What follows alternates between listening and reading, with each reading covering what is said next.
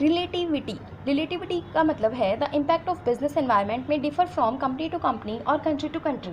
ये रिलेटिवली है, उस पता नहीं चलता है कि किसका प्रभाव कितना कहाँ पर आएगा। जैसे कि कोई चीज़ हमारे एक कंट्री में है, वहाँ पर चेंजेस आ रहे हैं, तो उसमें क्या पता हो सकता है कि कम इफेक्ट पड़े उसका, और किसी और कंपनी में पता चल रहा है कि वहाँ पर या फिर किसी और कंट्री में उस चीज़ का कुछ और इफेक्ट पड़े। ठीक है।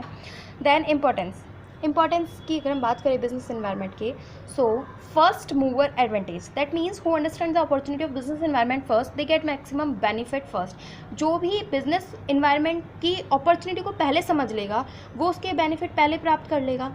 वार्निंग्स, जैसे कि जीएसटी आया था, जिसने भी जीएसटी का पूरा समझ लिया, उसका कॉन्सेप्ट क्या है, तो उसके बेनिफिट उसको अचीव हो गए, उसने पहले ही सारी चीज़ें अपनी उसके अकॉर्डिंग फिक्स कर ली।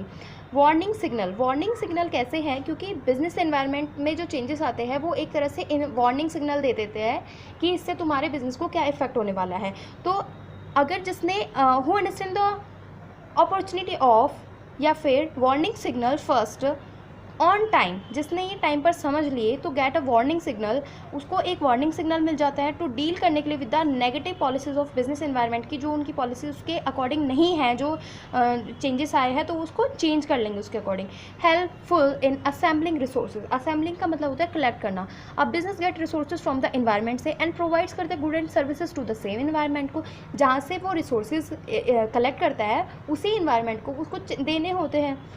Helpful to adopt rapid changes, क्योंकि हमारा जो बिजनेस एनवायरनमेंट है वो क्या है, फ्लेक्सिबल है, डायनेमिक इन नेचर है, तो वो हेल्प करता है हमें कि जो भी रैपिड चेंजेस आ रहे हैं, लगातार चेंजेस आ रहे हैं, उसको हम अडॉप्ट कर सकें।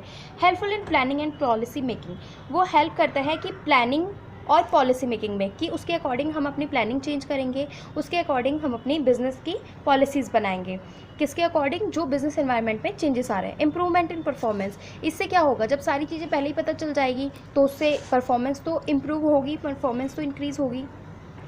Components dimensions of business environment, economic environment, ये क्या क्या कंपोनेंट्स हैं, यानी क्या क्या इसके डायमेंशंस, क्या क्या चीज़ें आती है, क्या क्या चीज़ें इन्वॉल्व है बिजनेस एनवायरनमेंट में। तो first one is economic environment. Economic environment में क्या आता है, major elements of economic environment is, हमारी इकोनॉमिक पॉलिसीज़ चेंज होती रहती है, जैसे कि नेशनल इनकम, जीडीपी और रेट ऑफ इंटरेस्ट, ये सारी चीज़ें चेंजेस वगैरह इसमें क्या क्या आ रहा है, उसके अकॉर्डिंग हमें अपने जो बिजनेस पॉलिसी है उसको भी चेंज करना है। इसके इम्पैक्ट क्या पड़ते हैं of economic environmental on business, जैसे कि a rise in the income of people leads to increase in the demand of good and service, और वाइस वर्सा का मतलब है इसका अपोजिट, जैसे ही उनकी इनकम कम होगी तो उनकी जो डिमांड है गुड्स और सर्विसेज की तरफ वो कम हो जाएगी।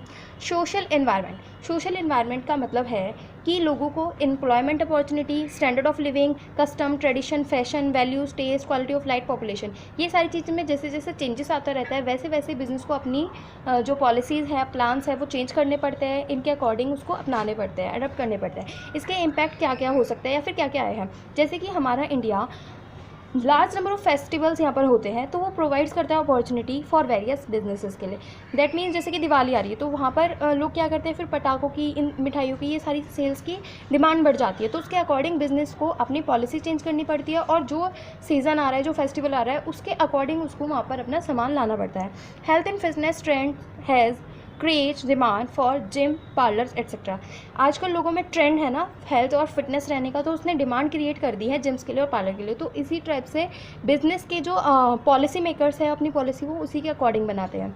दैन पॉलिटिकल एनवायरनमेंट क्या बोलते हैं कि it refers to the type of government, और उस गवर्नमेंट का नज़रिया क्या है सोसाइटी के प्रति, वो देखना पड़ता है, और उसके जो लीडर्स हैं वहाँ पर गवर्नमेंट के, वो उनकी प्रोफाइल कैसी है, वो किस टाइप से काम करते हैं। पॉलिटिकल स्टेबिलिटी, हमारी जो गवर्नमेंट है वो स्टेबल है या अनस्टेबल है, या फिर उसमें कितने लोग इन्वॉल्व हैं, ये सारी चीज़ें। पावर ऑफ गवर्नमेंट के पास क्या क्या पावर है, और पीस इन द कंट्री, ये सारी चीज़ें पॉलिटिकल इन्वायरमेंट में इंक्लूड है। अब इसके क्या इम्पैक्ट पड़ते हैं, the new government encourages the MNCs for investment as a result Coca Cola came back to India. पहले क्या हुआ था, कोका कोला इंडिया से चली गई थी, लेकिन जो न्यू गवर्नमेंट ने इंकरेज की कि MNCs को कि तुम आओ यहाँ पर इन्वेस्ट करो, तो उससे रिजल्ट क्या मिला कि कोका कोला जो कंपनी थी वो फिर से वापस आ गई इंडिया में। Legal environment that means laws, जिसमें नियम, रूल, कानून, ये सारी चीज़ें आती हैं। तो जजमेंट्स ऑफ कोर्ट, कोर्ट जो जजमेंट देता है अपना वो इसमें इंक्लूड होता है। वेरियस लॉज, हमारी कंट्री में जो भी लॉज है, कॉन्स्टिट्यूशंस है, rules and regulation, legal policies, ये सारी चीज़ें लीगल इन्वायरमेंट में आती है। इसके इम्पैक्ट क्या पड़े हैं कि फेरा रिप्लेस फेमा, फेरा ने रिप्लेस कर दिया फेमा को। FEMA that means foreign exchange management act and FERA that means foreign exchange regulation act, ठीक है। तो उसने ये चेंजेस कर दिए हैं। टेक्नोलॉजिकल इन्वायरमेंट, टेक्नोलॉजी यानी कि नए नए टेक्नोलॉजी, न्यू मेथड्स आने प्रोटेक्शन के, यूज़ ऑफ न्यू इक्विपमेंट्स का यूज़ होना, इन्वेंशंस होना, डेवलपमेंट आया है आईटी सेक्टर में, ऑनलाइन बुकिंग होने लगी है अब हर चीज़ों की, और ऑनलाइन साइट्स आ गई है, अमेजोन, फ्लिपकार्ट वगैरह, इससे हम सारी चीज़ें ऑनलाइन कर सकते हैं। Import and export of technology का, हम इम्पोर्ट और एक्सपोर्ट कर सकते हैं। इम्पैक्ट क्या पड़ा है इसका कि जो कलर टीवी की टेक्नोलॉजी है उसने चेंज कर दी है जो डिमांड थी आपकी, पहले जो ब्लैक एंड वाइट टीवी चलते हैं उसकी डिमांड को, और अब तो एलईडी आ गई है।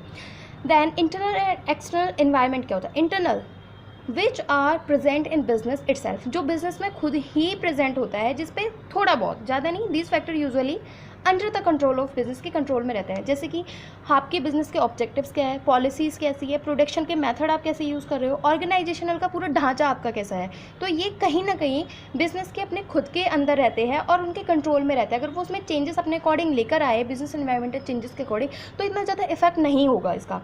एक्सटर्नल क्या है, लेकिन जो आपके बिजनेस से आउटसाइड, बाहर रहते हैं, इसके ऊपर बिजनेस का कोई कंट्रोल नहीं है इन फैक्टर्स के ऊपर। जैसे कि कस्टमर्स हैं, अब कस्टमर्स